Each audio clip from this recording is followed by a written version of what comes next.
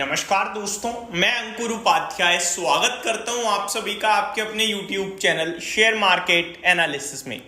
खराब नतीजों के दम पर बड़े क्रैश हो रहे हैं मार्केट्स में। आज भी हम सभी ने 3 ऐसे स्टॉक देखे जो नंबर्स के दम पर इतनी बुरी तरीके से टूटे हैं कि इन्वेस्टर्स की पोर्टफोलियो की अकेले ही धज्जियां उड़ा दें। ऐसे एक एक करके तीनों स्टॉक्स को कवर करूंगा, साथ ही साथ बात करेंगे कि क्या करें अब निवेशक इन स्टॉक्स में। ये गिरावट क्या एक्यूमुलेशन का मौका दे रही है या ये स्टॉक ही खराब है। तो चलिए शुरू करते हैं एक एक करके तीनों स्टॉक्स को कवर करना। मैं आपको बताना चाहूंगा कि मार्केट ना दोस्तों नेगेटिव नहीं हो रहा है इस समय। मार्केट बड़ा दर्दनाक हो रहा है, नेगेटिव से ज्यादा दर्दनाक लग रहा है मुझे, क्योंकि बाजार आपको बीच बीच में हरियाली दिखाता है, उछाल दिखाता है, लेकिन फिर जो होता है आप जब तक परेशान हो रहे होते हो तब तक आपको थोड़ी सी राहत दे देता है। आपके जैसे ही पेन पीक पे होता है ना, मरहम लगा दिया जाता है और मरहम लगाते ही आप कहोगे चलो रिलीफ हो गया यार, ठीक है। उसके बाद फिर आपको बड़ी बुरी तरीके से नोचा जा रहा है। इस तरीके का मार्केट है। एक होता है कि यार पेन पेन पेन, आप पोजीशन ही कट कर दोगे, जा यार तू, फिर वो पेन पेन, फिर टेंशन फ्री। यहां होता है पेन पेन पेन, रिलीफ आ गया, अब आप बैठ जाओगे, एडिशनल कैपिटल और डाल दोगे कभी, फिर बड़ा दर्द हो रहा है। इस तरीके का मार्केट है। ये आपको ना तो निकलने दे रहा है ना पैसा दे रहा है, लॉस ही लॉस दे रहा है बस। बट आपको फील भी नहीं हो पा रहा कि भैया मेरे साथ बड़ा बुरा हो रहा है। ये बड़ा खतरनाक मार्केट है। मैं इस तरीके के बाजार को बड़ा ही डेंजरस मार्केट कहता हूं। और सिंपल अगर बोला जाए तो इस मार्केट में एक ही व्यक्ति सर्वाइव कर सकता है, जो व्यक्ति हर दिन अपनी पोर्टफोलियो नहीं देख रहा है, हर मिनट अपनी पोर्टफोलियो नहीं देख रहा है और डिसीजन तो बहुत कम ही लेता है। अरे भाई साहब मैं कुछ नहीं कर रहा, ये चलना है चलने दे। और जो ट्रेडिंग कर रहा है वो बड़े दर्द में होगा भाई साहब। ट्रेडिंग वाले सबसे ज्यादा लॉस खाएंगे। कैपिटल कब आपका गायब हो जाएगा पता नहीं चलेगा आपको। तो कैपिटल को बचाना है तो भैया ट्रेडिंग से बचो, और इन्वेस्टर हो तो कम से कम पोर्टफोलियो देखो। सिंपल है। आपको लॉस आएगा, 3 महीने भी हो सकते हैं, 6 महीने भी हो सकते हैं, लेकिन जब रिकवरी आएगी तो आपको भरोसा होना चाहिए कि पैसा बनता है मार्केट में, तभी आप सर्वाइव कर पाओगे। अदरवाइज आपके लिए सर्वाइवल मुश्किल हो जाएगा। अब बढ़ते हैं तीनों स्टॉक्स की तरफ। पहला नाम है दोस्तों India mart Intermesh. India mart Intermesh इस स्टॉक के रिजल्ट्स है। रिजल्ट्स खराब नहीं है, ट्रस्ट मी। आप नंबर्स पढ़ो, आपको कोई खराबी नहीं दिखेगी।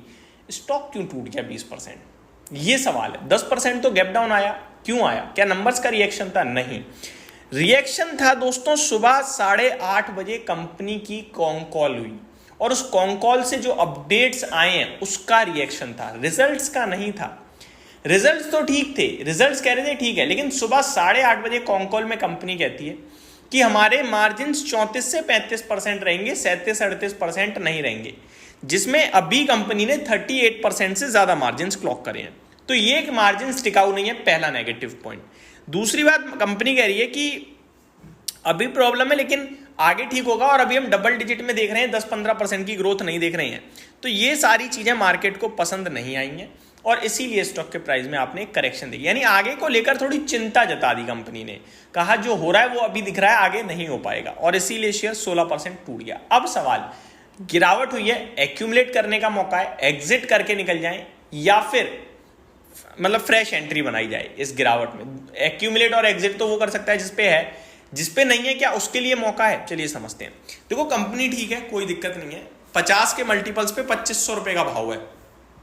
आप एक्यूमुलेशन करना चाहते हैं तो कर सकते हो, फ्रेश एंट्री लेना चाहते हो तो ले सकते हो, लेकिन आज नहीं लेनी थी, इसीलिए मैंने ओपन मार्केट में बात नहीं करी। अभी नहीं लेनी है। लेनी कब है? जब सस्टेन करेगा स्टॉक एक लेवल पे। आज बड़ा भारी फॉल आया है, वॉल्यूम्स के साथ आया है। जहां एवरेज 4-5 लाख शेयर ट्रेड होते हैं वहां 52 लाख शेयर ट्रेड हुए हैं। तो अभी नहीं लेनी, फोर्स से बिका है। जहां भी स्टॉक रुकेगा, थमेगा, वहां पे हमें कहीं ना कहीं सोचना है एक्यूमुलेशन और एक्यूमुलेट के बारे में, और एग्जिट नहीं करना है। ये 2 चीजें आपको समझ में आनी चाहिए। अभी एंट्री भी नहीं करनी है, ठीक है जी।